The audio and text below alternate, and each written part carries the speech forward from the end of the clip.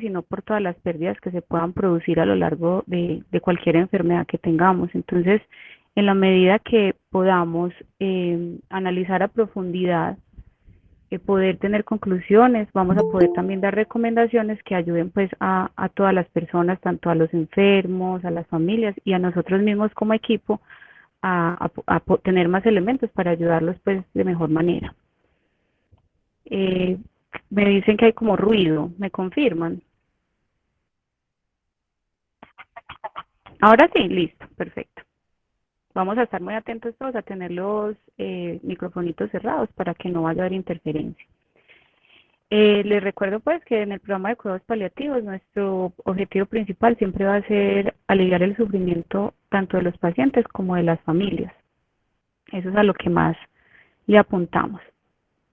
Bueno, el tema de hoy entonces es los duelos en la enfermedad oncológica, o sea, en los diagnósticos de cáncer. Ojalá nos rinda.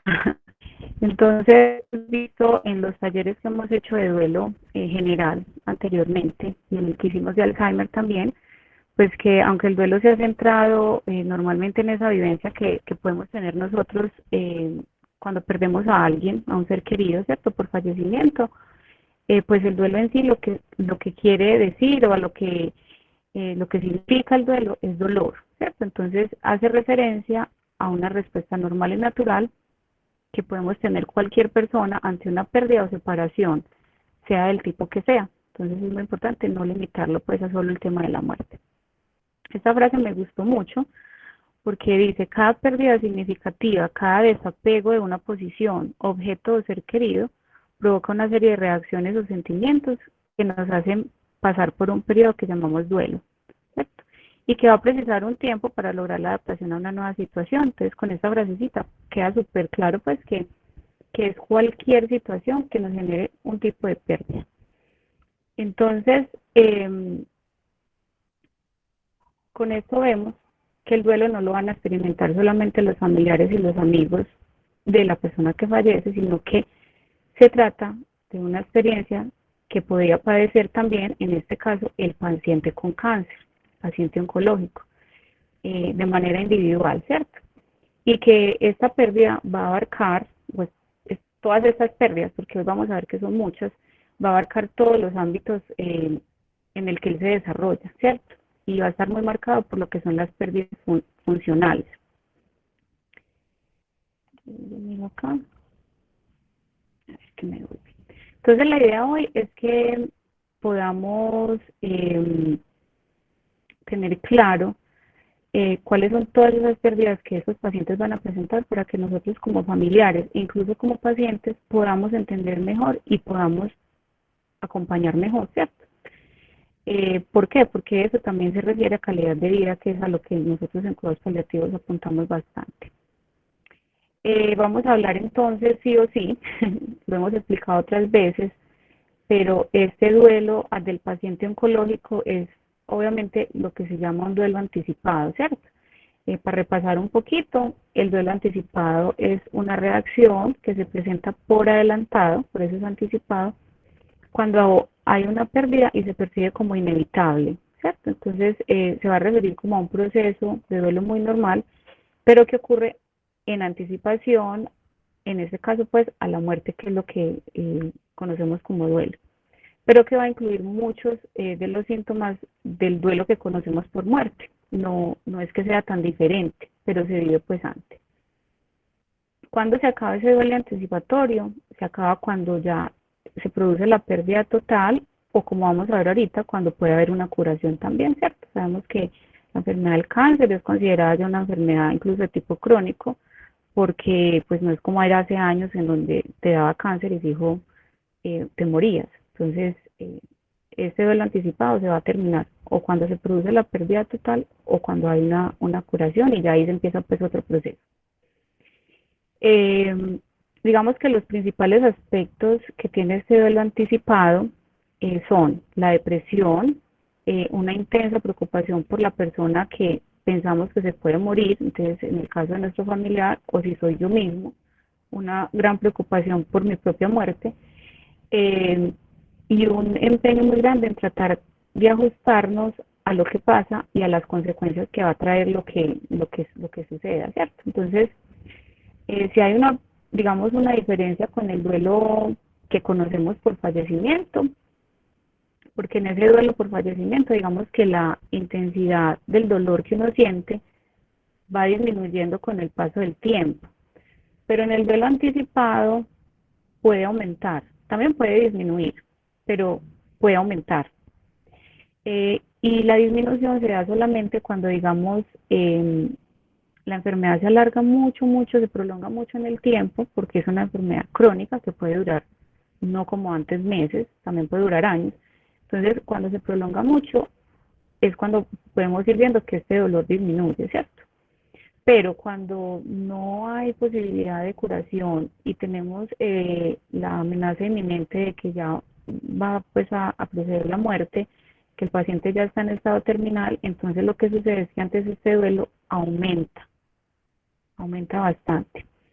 Bueno, entonces, muy importante para empezar como a entender todo esto de las pérdidas que estos pacientes van a tener o que tendríamos nosotros como individuos es que como personas, ¿cierto? Nosotros no somos solo enfermedad, sino que somos vea, ese huito que hay ahí, eso somos un montón de dimensiones y de áreas que tenemos en nuestra vida.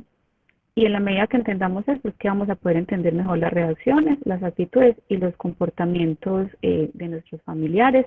Y si somos pacientes de nosotros mismos, porque a veces nos toca ver pacientes muy confundidos porque no entienden por qué se sienten de X o Y manera si ellos no eran así. Los que nos acompañan hoy acá, que hagan parte del programa, saben que nosotros, la cita, por ejemplo, que hacemos de ingreso, es una cita que dura 1 hora y a veces un poquito más, y es una cita que se hace en equipo interdisciplinario, donde participa médico, psicología y trabajo social, a veces enfermería, y es precisamente porque queremos cubrir no solo a esa persona con su enfermedad, sino que queremos conocerla en todas estas áreas que muestra esta gráfica, ¿cierto? En esa área familiar, personal, obviamente, social, laboral y económica, incluso religiosa, ¿cierto? Espiritual. También hacemos preguntas de ese tipo porque vamos a ver ahorita que hay un momento en la enfermedad oncológica en donde la intervención se enfoca únicamente a esa área espiritual. Entonces aquí vemos, por ejemplo, para ir así rapidito, que el ámbito personal pues va a hacer referencia a lo que es la persona en sí, a lo que nos hace particulares, nuestra personalidad, nuestra imagen, todo lo que nos puede caracterizar y definir y hacer pues diferente de los demás. Hay un ámbito familiar que es el que hace referencia a las relaciones familiares que esa persona tiene, y esta no se va a limitar solamente, digamos, a los lazos de parentesco, sino que también va a incluir aquí personas que sean muy significativas y muy importantes para esa persona. No digamos tanto amistades, ¿cierto? Pero sí puede ser alguien que me dice, es que es como mi tía, es como mi primo. Entonces, bueno, ellos entran también dentro de ese ámbito familiar. El ámbito social nos haría referencia entonces a las relaciones sociales, ya es más como amistades, ¿cierto? Y aquí es muy importante tanto la cantidad como la calidad de esas relaciones, ¿cierto? Y sobre todo si son de verdad importantes para el paciente, si le aportan alguna estabilidad o algún bienestar, porque la verdad es que no todos somos igual de sociales, ¿cierto? Tenemos pacientes que cuando se ven tan limitaditos para salir y poder como compartir toda su vida social, tienen una afectación emocional muy grande, pero hay otros que como no eran tan sociales, pues eso como que ni les va ni les viene que ya no puedan salir. Entonces, ahí hay que hacer pues como esa diferencia. Está también el ámbito laboral, que obviamente va a hacer referencia a, digamos, a todo lo que tiene que ver con el trabajo de la persona, pero también a todo lo que ocupe su tiempo en general, o sea, no solamente a la labor por la que nos pagan, sino que a lo que nos ocupe y le dé sentido a nuestra vida, ¿cierto? Entonces no es solo el desempeño del trabajo, sino que va a incluir también las cosas que hagamos en el hogar, los hobbies y las actividades que hagamos por disfrute. Y está el ámbito económico, que comprende pues toda la parte económica que tiene esa persona. Aquí también se incluye pues como las cargas familiares que hay, porque pues ahí es donde la plática se va. Y las necesidades pues de esta familia, de este individuo, se encuentran cubiertas o no. Entonces miren que somos complejos, no es tan fácil como que me enferme, me duele aquí, quíteme en el dolor, ¿cierto? El grado de desarrollo y de importancia que cada persona le asigne a alguna de estas áreas, pues va a depender de su personalidad, de su manera de ser y del momento evolutivo en el que esa persona se encuentre. Ejemplo, no es lo mismo, y no lo voy a decir en el sentido que sea menos importante o menos doloroso, pero no es lo mismo cuando un padre en edad pues de productividad laboral y que tiene que mantener unos niños pequeños se enferma de cáncer, que cuando esta enfermedad nos da y ya somos abuelitos, por ejemplo, y ya nuestros hijos crecieron y, y se defienden y tienen sus propias familias a quien asistir económicamente, ¿cierto? Entonces, porque ahí va a haber un alivio en que yo no tengo cargas familiares y mi enfermedad pues no va a afectar a tanta gente. Entonces, eso va a depender mucho de ese momento evolutivo en el que estamos. No es lo mismo enfermarme en edad productiva, en donde uno está lleno de energía, de ganas de elaborar, y es lo que toca en el momento, que cuando de pronto yo ya estoy pensionado, ¿cierto? Entonces, eso, digamos que esa importancia la marca es precisamente esos momentos evolutivos. Bueno, hay que tener en cuenta que la experiencia de un diagnóstico de cáncer es un hecho traumático, ¿cierto? Eso no le podemos quitar ni un poquito por ningún lado. Eh, esa, ese, esa situación en donde la persona tiene que tomar conciencia de la enfermedad y sobre todo de la amenaza de muerte, ¿cierto? Porque aunque al final tal vez se cubre, en el momento que nos dicen cáncer, pues inmediatamente está esa amenaza ahí latente. Todo esto empieza pues como a provocar un cuestionamiento y una revisión precisamente de estas áreas de las que hablábamos ahorita, sobre las que hemos ido construyendo nuestra vida y hemos inventado pues nuestra propia existencia. Entonces las tenemos todas equilibradas y en el momento con el diagnóstico, bueno, unas se mueven, otras totalmente colapsan, otras quedan así todas desequilibraditas. Entonces ahí es donde se genera pues como eh, todas las pérdidas, porque digamos que de la noche a la mañana la persona pasa a ser un enfermo de cáncer con todo lo que esto implica, ¿cierto? Entonces, ¿qué implica? Que les estaba mostrando ahorita acá, que su imagen corporal, su autoestima, pues empiezan a ver amenazadas a medida que esta persona vaya perdiendo la autonomía en actividades, como poder caminar, ¿cierto? Actividades básicas, poder ir al baño solito, tener que hacer uso de pañal, perder esa coordinación motora o no poder hablar. Entonces, miren que aquí empiezan a haber un montón de pérdidas funcionales, casi que en todos los ámbitos de la vida, de los que mencionamos ahorita, el personal, laboral, el económico, el familiar y el social. Entonces, acá les trae pues como una listica de cosas que a grandes rasgos uno pierde cuando hay un diagnóstico oncológico. Hay unas que son como áreas y abarcan mucho, ¿cierto? Y otras un poquito más exactas, por decirlo así. Entonces, digamos que para poder intervenir, tenemos que intervenir, lo digo en la manera de acompañar, nosotros como equipo y ustedes como familiares. Tenemos que tener muy en cuenta el momento de la enfermedad, que vamos a hablar ahorita de esos momentos, eh, porque son diferentes, ¿cierto? Entonces, si es al principio, cuando recién se les ha comunicado el diagnóstico, si es de pronto durante el tratamiento o si es ya en el momento de tener un diagnóstico de terminalidad o si la persona consiguió superar esta enfermedad. Entonces, digamos que ese acompañamiento es diferente en todos esos momentos. Yo no voy a abrir todavía posibilidad de preguntitas porque de pronto es algo que voy a cubrir más adelante, entonces las dejamos para el final. ¿Listo? Vamos a hablar entonces de unos periodos y las tareas que cada uno de esos periodos trae cuando hay un diagnóstico de cáncer, cuando uno está viviendo un diagnóstico oncológico. ¿Por qué los vamos a ver? Por lo que les decía ahorita, muy importante no saber el familiar de uno o uno mismo en qué periodo está para poderse entender mejor. Entonces, eh, se han identificado 4, por decirlo así, que incluyen lo que es el prediagnóstico, el periodo agudo, el periodo crónico y lo que es el periodo de recuperación o muerte, ¿cierto? Ese último hay dos opciones ahí. Entonces, el momento del prediagnóstico va a comprender ese tiempo antes del diagnóstico, pueden ser meses, pueden ser semanas, pueden ser incluso años, eh, donde usualmente, digamos, hay un proceso como dilatadito en el tiempo, pero que el paciente empieza a reconocer síntomas en sí mismo y factores de riesgo a la enfermedad. Entonces, ¿cierto? Ahí puede haber como incertidumbre, preocupación en ese momento del prediagnóstico.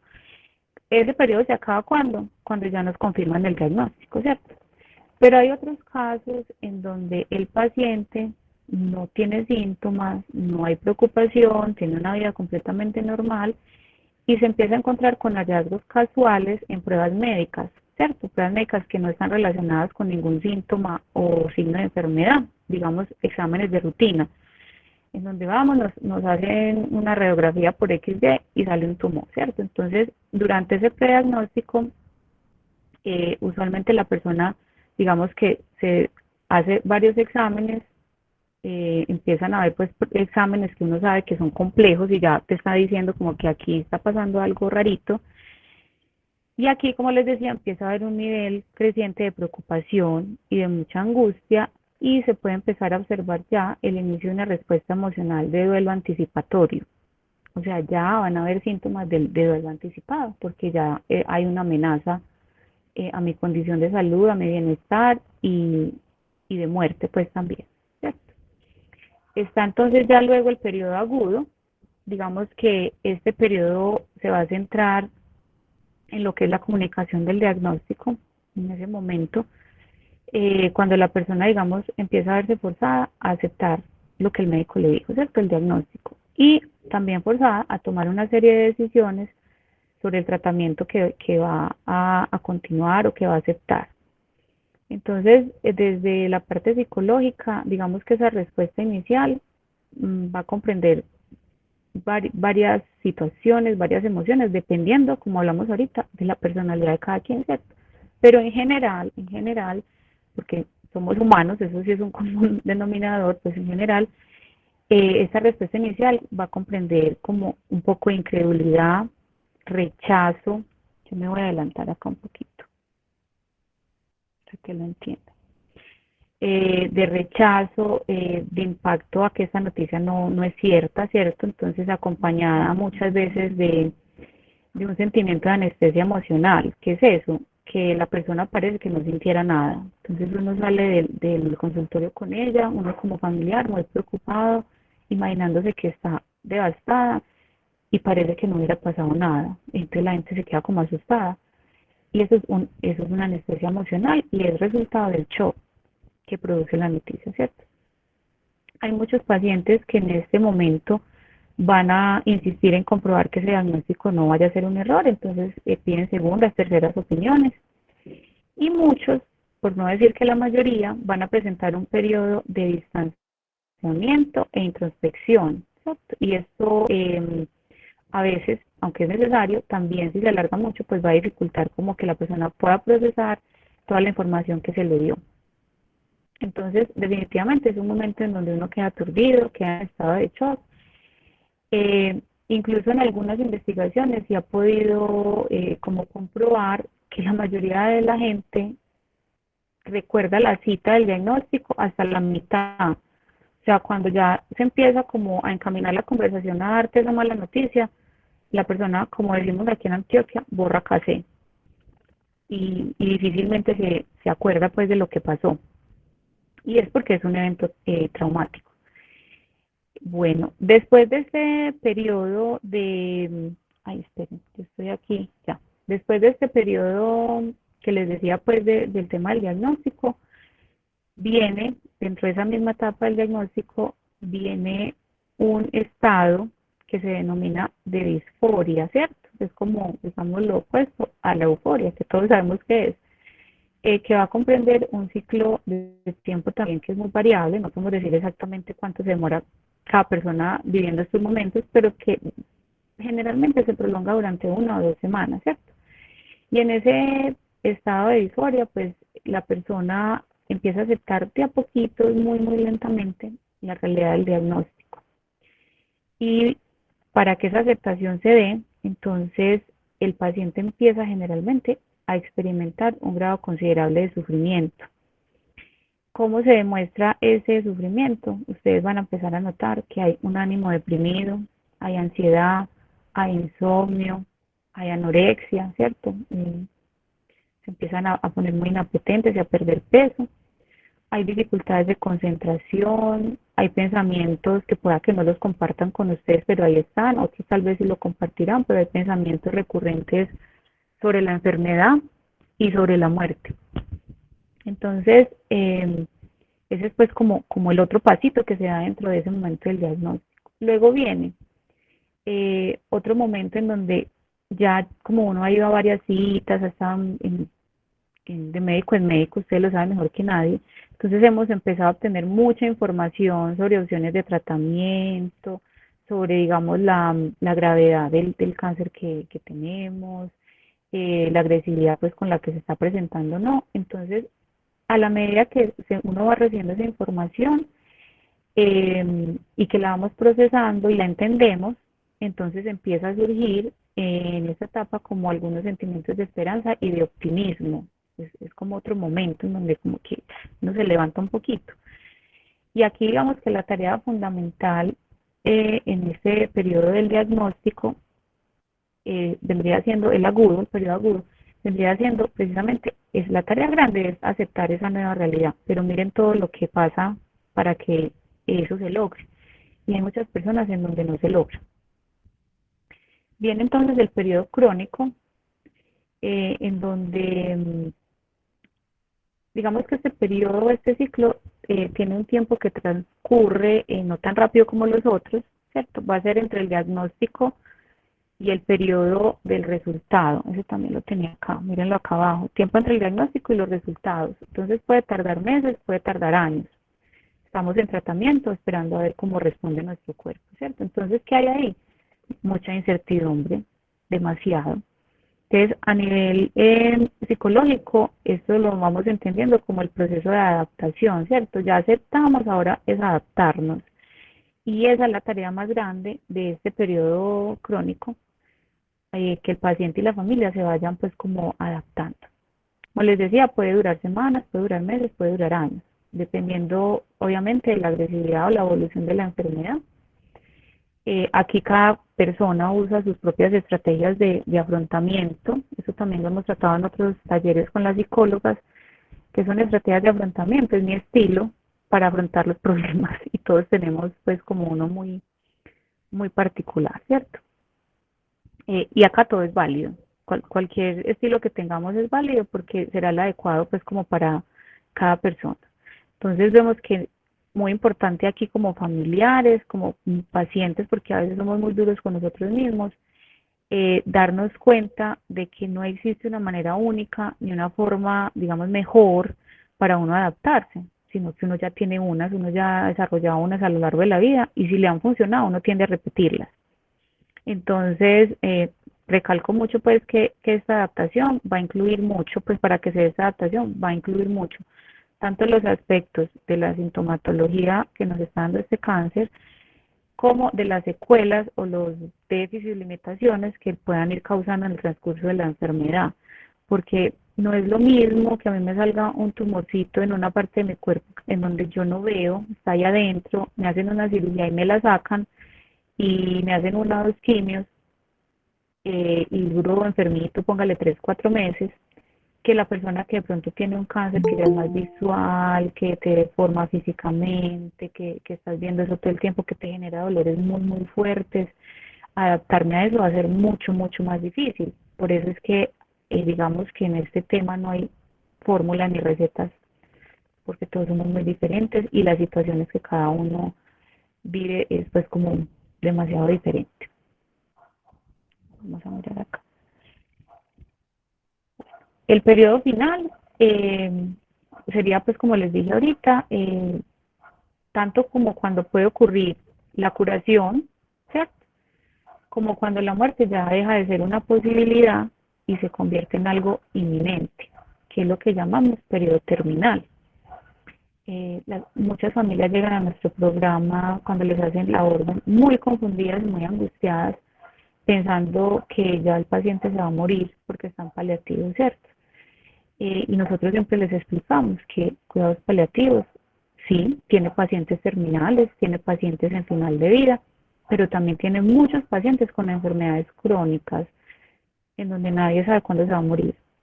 Sabemos que están enfermos, que su enfermedad causa cambios muy grandes en la vida de ellos y de sus familias y por eso necesitan el acompañamiento de nuestro equipo.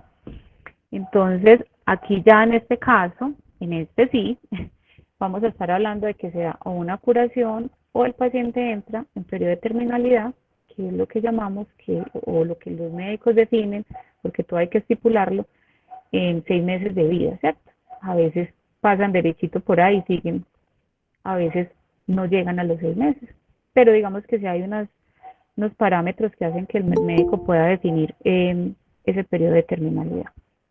Entonces ya en esta etapa final, digamos que las metas médicas van a cambiar muchísimo dependiendo de lo que pasó, ¿cierto? Hemos tenido pacientes que salen de aquí, salen de paliativos porque el oncólogo dice que ya se aliviaron. Y hay otros casos en donde pues ya el médico en vez de intentar curar y en prolongar pues la vida y hacer más tratamientos, pues se va a concentrar en lo que es el confort y ofrecer cuidados paliativos, calidad de vida y bienestar. Digamos que las tareas durante esta fase final se van a enfocar en lo que les decía al principio, en el acompañamiento espiritual, el acompañamiento psicológico y familiar. Esta ya la vimos.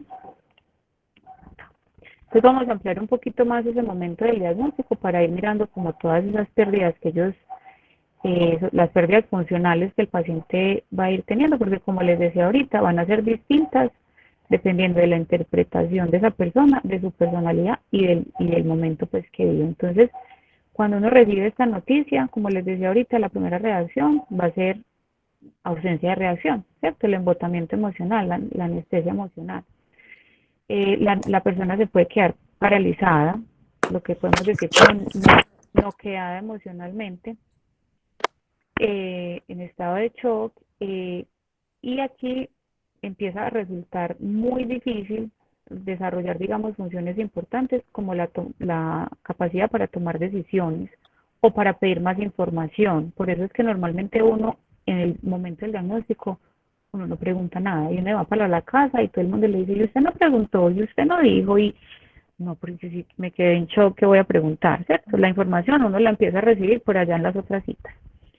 Entonces acá, por eso es que se capacitan mucho los médicos precisamente para todo esto de cómo dar noticias difíciles, porque se debe usar un vocabulario sencillo, que no sea muy abrumador y que la información pues se entregue de la manera más adecuada, que la familia la pueda comprender. Entonces, definitivamente un diagnóstico de cáncer va a generar un estado de conmoción en donde quedamos atónicos, aturdidos, el paciente y la familia tienden a no creer lo que están escuchando, esto puede durar varios días, ¿cierto?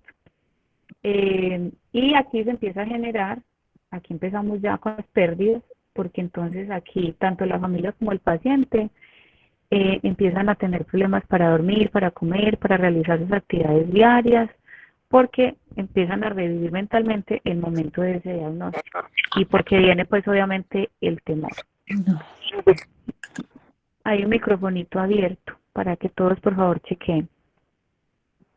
Bueno, ya después de que terminamos como de encajar ese primer golpe del diagnóstico, entramos como en otro momento en donde empieza a haber una búsqueda de la explicación. Por eso es que ahí es donde empezamos a recibir la información de la que hablábamos ahora, ¿cierto?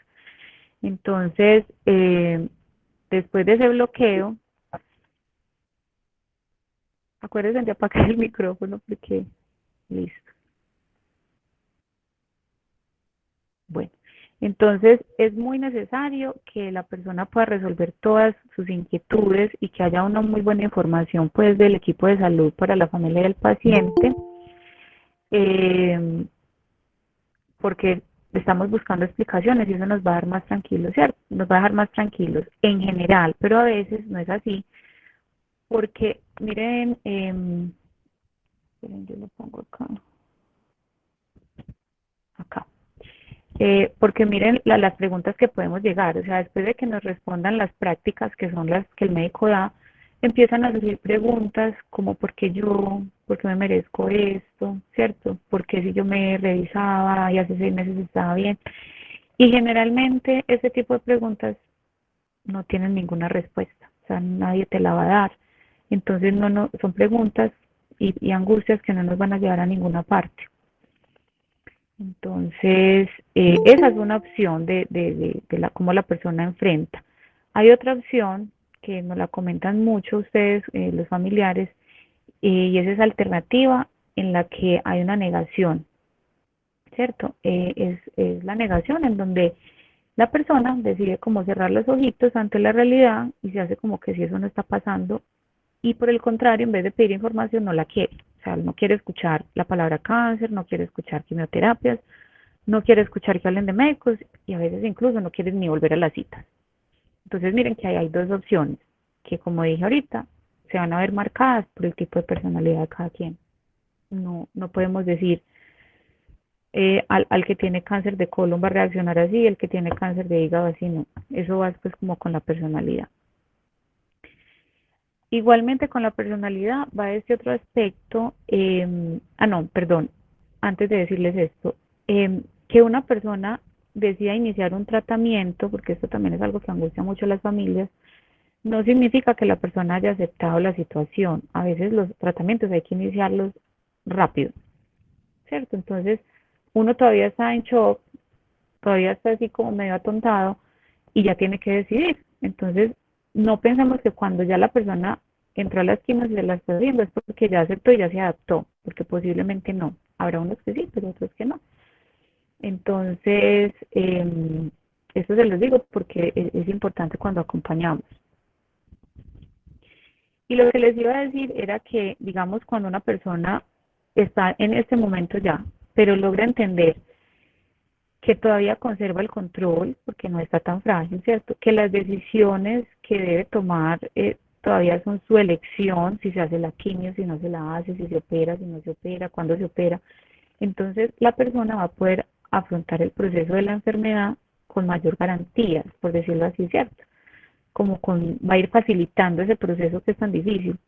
Pero si la persona, por el contrario, empieza a asumir que porque ya tiene ese diagnóstico, ya perdió por completo su autonomía, y tiene que sujetarse a las decisiones que el médico, la esposa, los hijos o los familiares tomen por él, pues él siente esa vivencia, la va a centrar únicamente en las pérdidas, porque entonces ya ahí entró perdiendo, ya de una perdió autonomía, ya no puede ni decir qué le van a hacer y qué no le van a hacer. Entonces esto va a hacer que el proceso de duelo, el proceso de adaptarnos a la enfermedad y todo, pues sea como más y no va a lograr que se prepare adecuadamente para el resto del proceso, para lo que falta, pues que todavía es bastante, ¿cierto? Entonces, importante acá para los que son familiares, muy importante, porque uno a veces, por el amor que le tiene al ser querido, opina de más.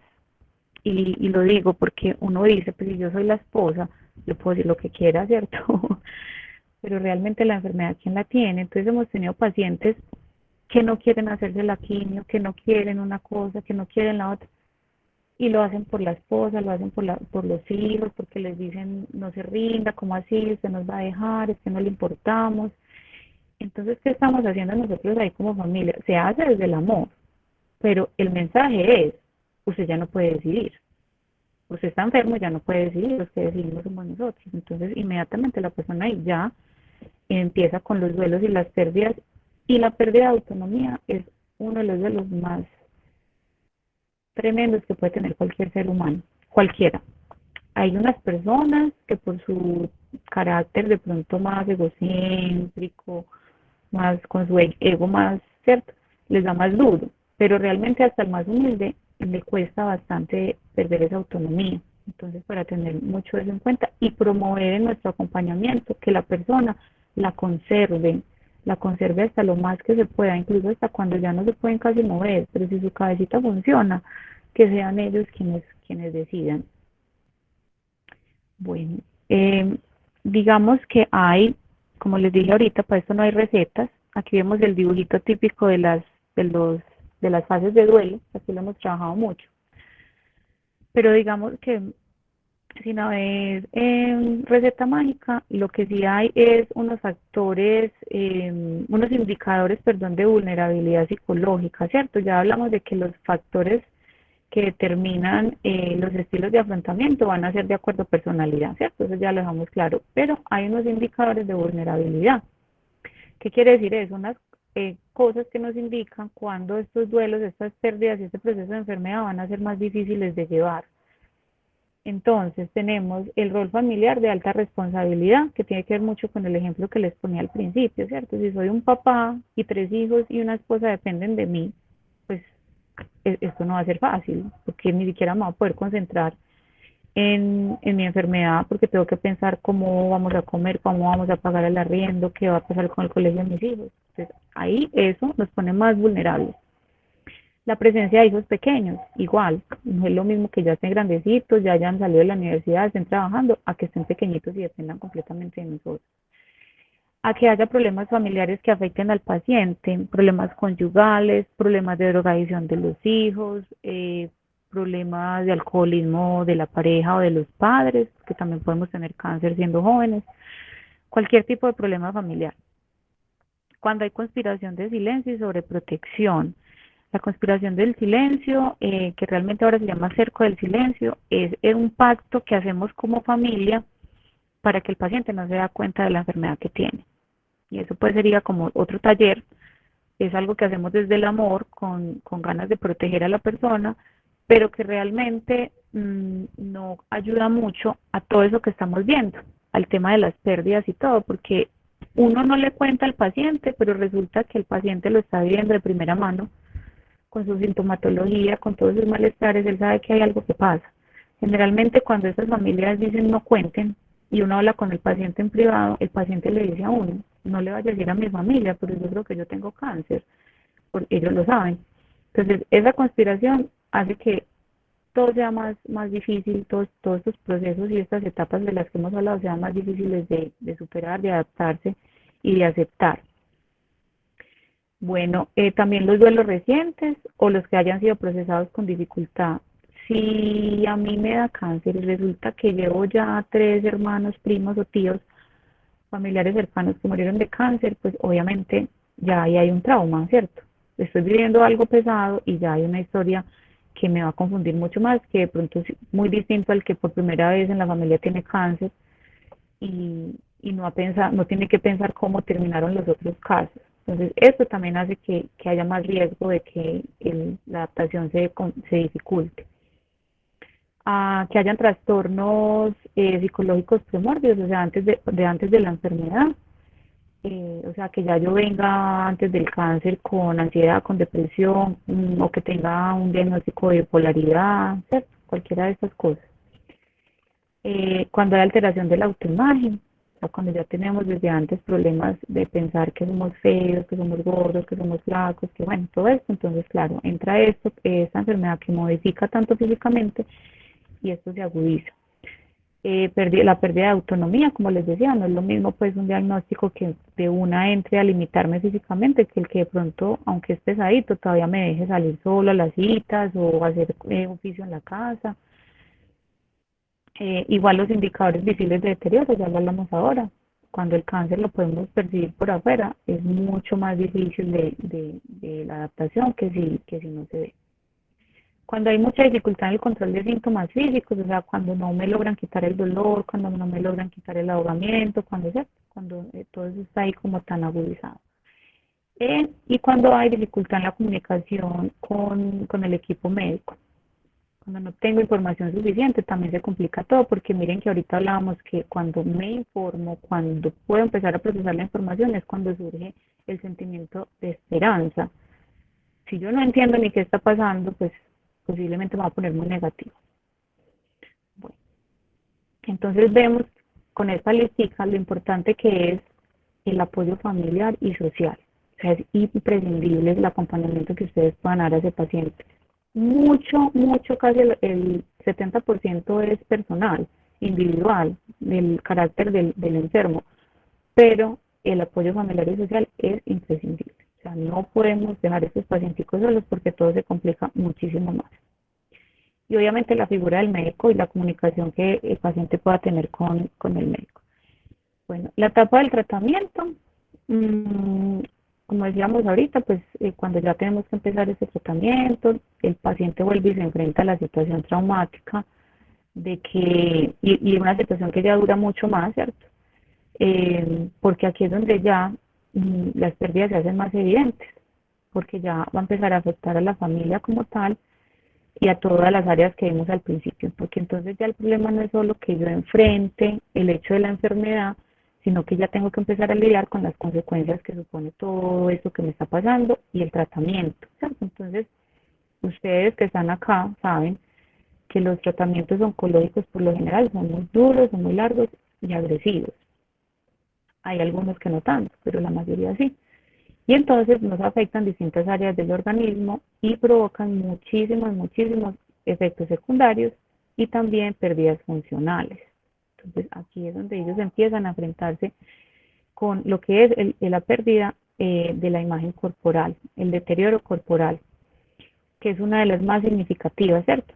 Porque, y nos afecta sin importar género, si es hombre o mujer, en todo repercute. Entonces, digamos que lo que son las alteraciones del cabello, la piel, las uñas para las mujeres, cuando empezamos a perder excesivamente peso, a los hombres también los impacta igual.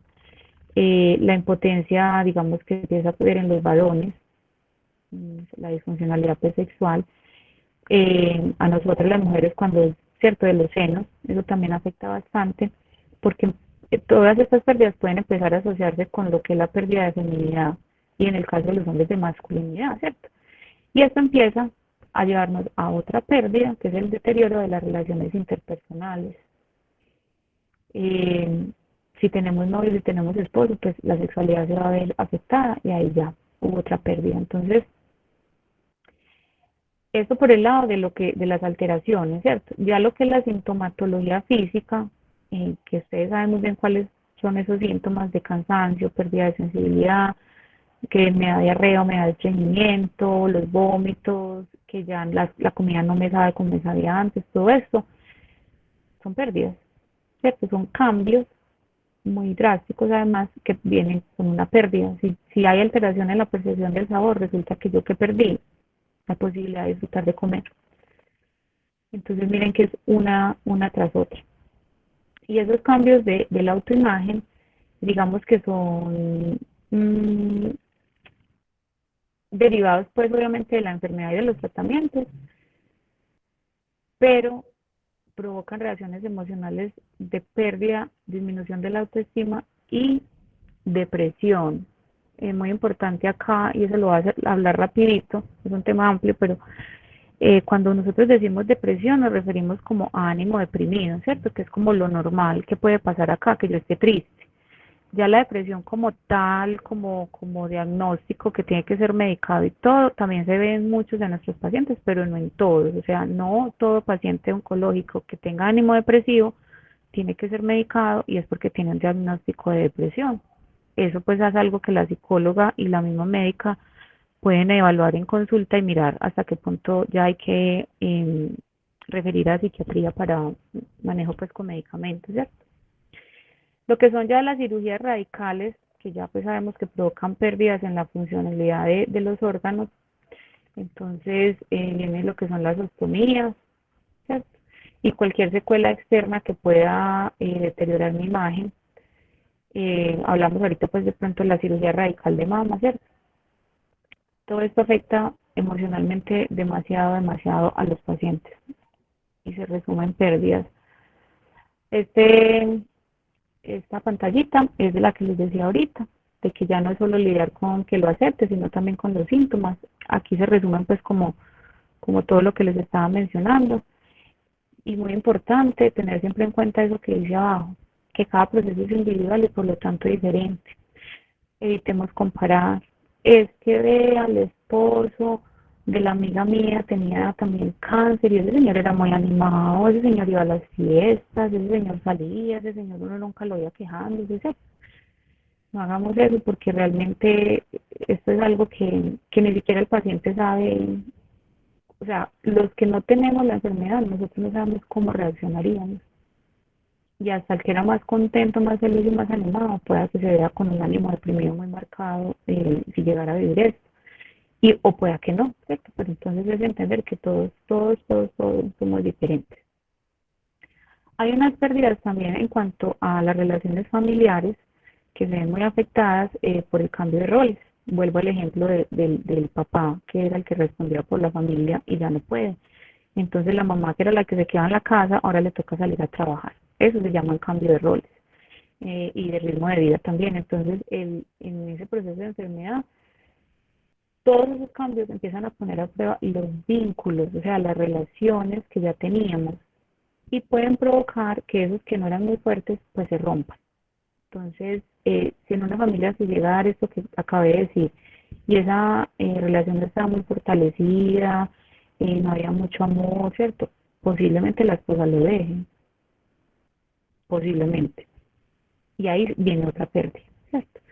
Pero habrá otras en donde se quedan y juntos la luchan y salen adelante. Por eso les digo que sería pues en ese, casos de que esas relaciones no sean como tan fuertes. Y, ay, qué pena. Y también es muy frecuente que el paciente empiece a trasladar todo ese malestar físico y emocional que tiene al ámbito social, ¿cierto? Entonces empieza a aislarse, a abandonar las actividades que le gustaba hacer, las que disfrutaba con su familia y empieza a perder, acá hay otra pérdida, la capacidad para disfrutar de las cosas, porque él está ocupado en su enfermedad. Volviendo al ejemplo del padre, entonces era un papá que los fines de semana salía con sus hijos a jugar fútbol, les llevaba a pasear todo, ya el papá no sale. Entonces, estos niños se van a sentir raros porque su papá no está ahí para ellos, la esposa se va a empezar a enojar, bueno, muchas cosas, ¿cierto? Pero eso pasa cuando no entendemos qué es lo que está pasando, porque muchas veces cuando uno no entiende que es que esto es así, al punto que están libros y en investigaciones, entonces uno cree que es eh, que el otro es muy, pues, muy desconsiderado, no pone su parte, no hace el deber de pararse pues y salir a pasear con nosotros. Entonces empieza uno a juzgar y a generarle más carga pues al paciente. Y a nivel laboral, obviamente también hay pérdidas que son demasiado importantes. El paciente se va a ver obligado a retirarse de su trabajo, a jubilarse, a pensionarse temprano, a abandonar los proyectos que tenía. Y esto lo va a separar de sus relaciones profesionales, que de pronto para algunas personas lo es todo. Eh, y eso va a empezar a repercutir en el ámbito económico, ¿cierto? Entonces va a haber pérdida de la capacidad para generar ingresos. A esto se le une la plática que hay que empezar a gastar cuando uno empieza a buscar mejores tratamientos de los que, digamos, los seguros le pueden dar. Y hay casos incluso extremos de endeudamientos muy grandes por esto. Entonces, miren todas las pérdidas que se presentan para el paciente y para la familia. Bueno, un minutico. Les voy aquí, antes de terminar, a dar, a mostrar, digamos, los tres patrones de afrontamiento más frecuentes que se presentan en la enfermedad oncológica. Hay muchos más, pero estos son pues como a grandes rasgos los que podríamos tener. Ya ustedes mirarán en cuál está su familiar o ustedes mismos, ¿cierto? Hay personas que simplemente no aceptan la enfermedad y no luchan por superarla, ¿cierto? Entonces, digamos que esto es un estilo de afrontamiento que nos hace un riesgo mayor de empezar a desarrollar trastornos del estado de ánimo, o sea, depresiones y ansiedad, porque genera muchas más pérdidas funcionales. ¿Por qué? Porque en ningún momento la persona acepta el hecho de que está enfermito y entonces vive ese tratamiento como algo que le imponen, que es vergonzoso y que es injusto, o sea, no se apropia de su situación. Y todo esto lo va a llevar a pensar que esto que le sucede es solamente a él, que él es el único, que nadie lo entiende, se va a aislar mucho más, no va a haber salida, no va a haber esperanzas, porque volvemos a lo mismo, no se informa, entonces no va a tener una opción de una esperanza. Eh, entonces va a empezar de manera progresiva, como les dije, a aislarse y a romper como con todas las relaciones. Está también la persona que no acepta la enfermedad, pero se resigna, ¿cierto? Ese es otro estilo. Entonces aquí es una persona que pues no le dé como sentido a lo que está pasando, pero tampoco se resiste al proceso ni al tratamiento. De hecho lo acepta. Entonces aquí esa elaboración de duelo de las pérdidas pues va a ser más lentica, pero va a depender en gran medida de, digamos, el grado en que tenga desarrollado todas esas áreas que vimos al principio, la personal, la social, la familiar y la laboral. O sea que para ese tipo de personas es mucho más importante que para las otras el apoyo social y familiar. Y esta es la persona que acepta la enfermedad y lucha. Esta persona es la persona que a pesar de todo lo que le está pasando, el dolor, de los síntomas, vive el tratamiento como el camino, lo ve como el camino para lograr la mejoría, se centra en ese momento que está viviendo, y son personas que normalmente no son egocéntricas, no les gusta pues así como ser protagonistas, y se preocupa mucho por estar bien en su ámbito social, familiar y personal. Entonces es una persona que trata de mantener las relaciones a pesar de sus síntomas. Ustedes ven que hay muchos enfermitos que son ahí reventados del dolor y ellos la tienen la visita a toda la familia y la zancochada del domingo y todo. Entonces, digamos que este último, aquí no hay ninguno que uno diga que es digamos, el adecuado, por decirlo así.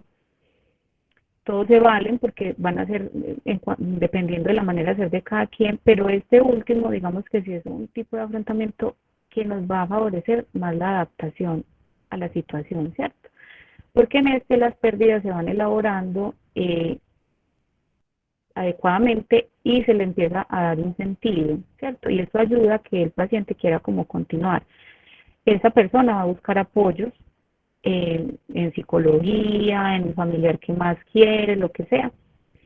Incluso hemos visto casos en donde él mismo se convierte en un apoyo para su familia y en un ejemplo para muchas personas, porque él mismo le da como ese sentido a su enfermedad, ¿cierto? Ya para ir terminando, entonces, ¿cómo podemos nosotros, aunque les di pues durante toda la charlita varias opciones, varios tips y varias ideas de cómo uno va acompañando estos procesos de pérdidas, pero en general, ¿cómo entonces puedo yo acompañar a mi familiar? Digamos que tenemos que incluir primero lo que les expliqué todo el tiempo, de que todos somos distintos, de que hay que mirar qué personalidad tiene nuestro familiar, ¿cierto?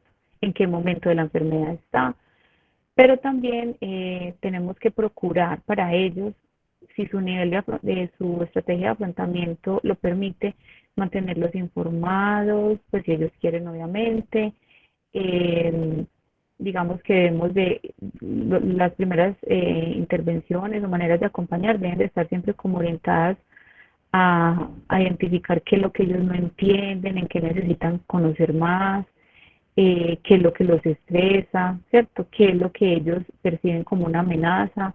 Uno siempre piensa que va a ser la muerte y resulta que hay gente que no le va a morir, pero le aterra pensar que no se pueda parar solo o que tengan que bañarlo. Entonces, ir explorando con ellos cuáles son esos temores, irlos preparando en esas conversaciones para los cambios, a los que nosotros podemos ver pues que van a ir ocurriendo.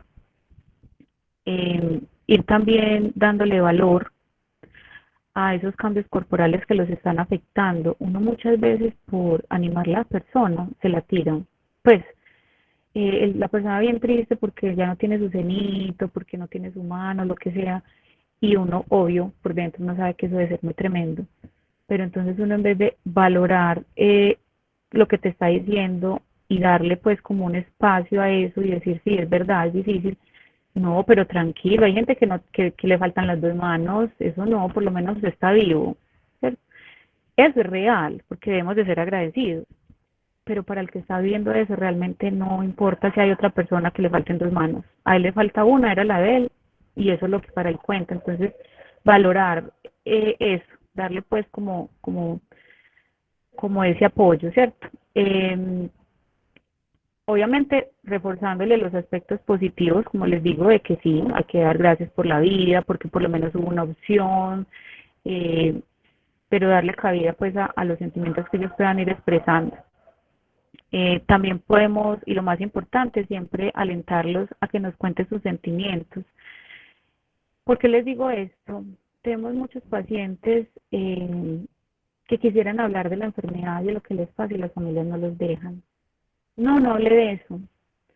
Y ellos quieren hablar de qué quieren cuando se mueran, ellos quieren hablar de, ¿por qué? Porque ellos van sintiendo por dentro cómo va procesando todo y quieren hablar. De hecho, hemos conversado aquí que parte pues de lo que uno como ser humano necesita siempre es un cierre de biografía y para hacer ese cierre hay que recapitular, hay que ir como contando otra vez las mismas historias, entonces es muy importante que los escuchemos, que los motivemos a que nos hablen, a que nos cuenten qué sienten, y también porque en la medida que ellos nos digan vamos a poder dar como salidas constructivas a esa ira o a esa irritabilidad que ellos van mostrando, ¿cierto? Bueno, también es importante, obviamente, la unión familiar, el apoyo familiar, ir explorando con los familiares más cercanos, los cuidadores, ellos cómo se sienten de esos cambios, hablar con ellos cómo podemos ir ayudando al paciente, favorecer mucho la autonomía, ya se los dije al principio, en la medida de lo posible que el paciente sea autónomo, en la medida de lo posible, que es que no maneja ya la plata porque la bota, menudéle un billete de 10.000 para que le queden varios de 1.000 y él sienta que maneja platica, cosas así, ¿cierto? Eh, ayudar también como a disminuir un poco el impacto que pueda causar cualquier desfiguramiento físico por medio de la ropa, de pelucas, de cosméticos. Esto pues si a la persona le impacta mucho, al que esto no le importa estar sin su pelo y salir con su pañoletica, pues qué bueno, pero si de pronto es algo que impacta mucho, pues favorecer para que ellos no se sientan tan mal.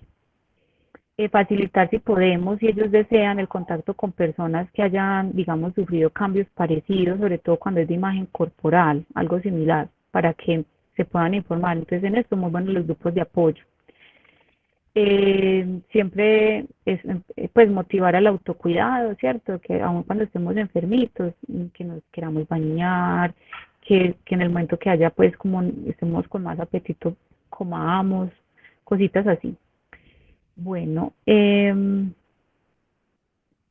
y obviamente siempre motivarlos a que tengan la asistencia médica y el acompañamiento, sobre todo pues de nuestro equipo y de todos los especialistas que los ven.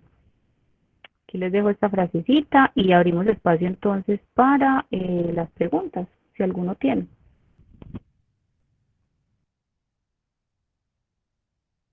o aportes también.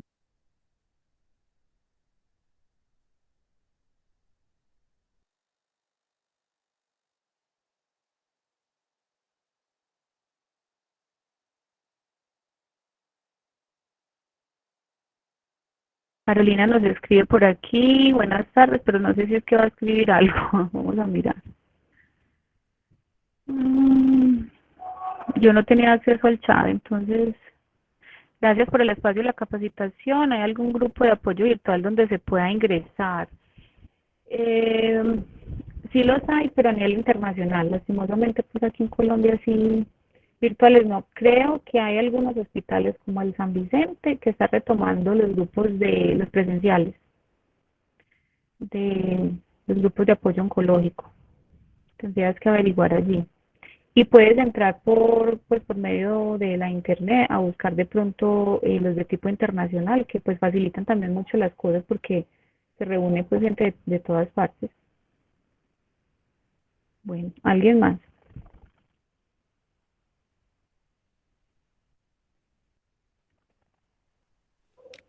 Lorena, para felicitarte por la charla, porque fue muy clara, muy explícita, muy, pues, muy motivadora.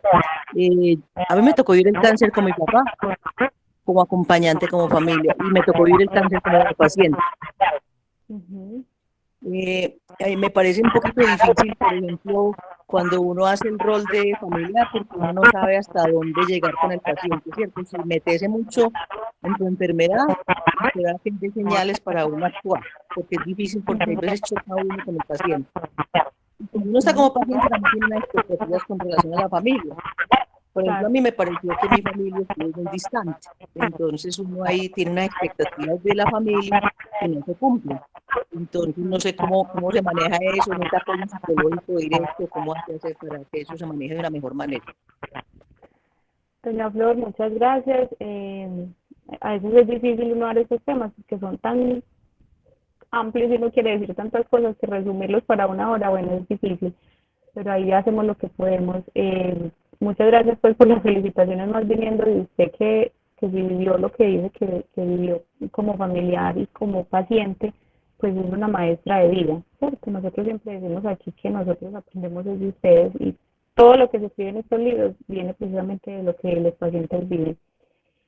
Por eso es que es tan importante, ante la pregunta pues que usted hace, que el acompañamiento cuando uno está con este tipo de enfermedades crónicas, si es un cáncer pues que está buscando un tratamiento o ya de terminalidad, que es totalmente paliativo, de que sea un acompañamiento integral como el que nosotros en INCODOL ofrecemos en el programa. ¿Por qué?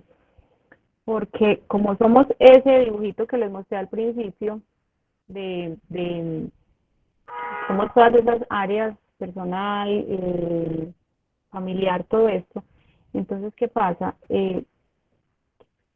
La intervención, el acompañamiento tiene que darse en todas esas áreas, o sea, tiene que haber alguien acompañando a la familia, tiene que haber alguien acompañando al paciente, tiene que haber alguien pues, tratando el dolor, al cuidador, como para que podamos, ¿cierto? Unificar cositas. Entonces, claro, como somos equipo, entonces cuando el paciente va donde la psicóloga y por decir algo, con su ejemplo, comunica que se siente solo, que la familia está distante, que tenía otras expectativas. Entonces lo que nosotros hacemos ya por medio de trabajo social es precisamente empezar a involucrar a esta familia un poco más y a educarla, porque pues no podemos forzar a nadie. Pero como les decía ahorita, en la medida que uno tenga más información y entienda mejor lo que está pasando, uno puede hacer mejor las cosas. Porque realmente la mayoría de las veces cuando se dan esos casos en que no están como muy activos para apoyar los cuidados como dice usted, pues como muy alejaditos, es por temor, porque no saben cómo, sea desde lo instrumental como desde lo emocional. Entonces, ay, fulana tiene cáncer, no, yo quisiera ir a visitarle, ¿y yo qué le digo? ¿Uno de qué habla? No, qué pena, no. Y si de pronto fulana está con ánimo deprimido y muy llorando, menos que van, porque, ¿y yo qué hago? ¿Cierto? No nos han educado como para poder hacer estos acompañamientos. Entonces, por eso el manejo tiene que ser así de manera integral para que de verdad podamos pues como generar, no digamos un cambio, pero sí como apoyar y acompañar a la familia del paciente en todo el proceso de que sea un poquito más fácil. Muchas gracias, Lorena. Lo que pasa es que de pronto, como fue hace 8 años, de pronto todavía no había como unos equipos tan interdisciplinarios como tan bien estructurados. Entonces, yo pienso que ahora es diferente por la vivencia de esta enfermedad que ellos continúan. Y para Sí, decirles señor. a todos que de todas maneras es una enfermedad que es un maestro de vida, es una oportunidad de vida porque nunca se vive igual después del cáncer, se vive mejor.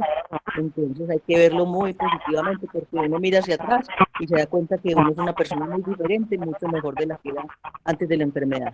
Muchísimas gracias. Qué bonito ese mensaje, muchas gracias. Muy, muy, muy alentador. Esa frase me gustó. ¿Alguien más? Si no, para ya ir entonces terminando. No sé, déjenme yo miro acá el chat, que no se me vaya a pasar nada. Ya, no hay nada en el chat. Entonces, agradecemos mucho la asistencia, los invitamos a estar pues como muy atentos a, a los próximos talleres y si de pronto quieren compartir con alguna persona este taller, alguien que no haya podido asistir, yo pienso que más o menos el lunes ya estaría en el canal de YouTube para que puedan ver la grabación. Listo. Feliz tarde para todos. Mil gracias. Feliz tarde. Hasta luego. Muchas gracias, Ángela. Muchas gracias. Hasta luego.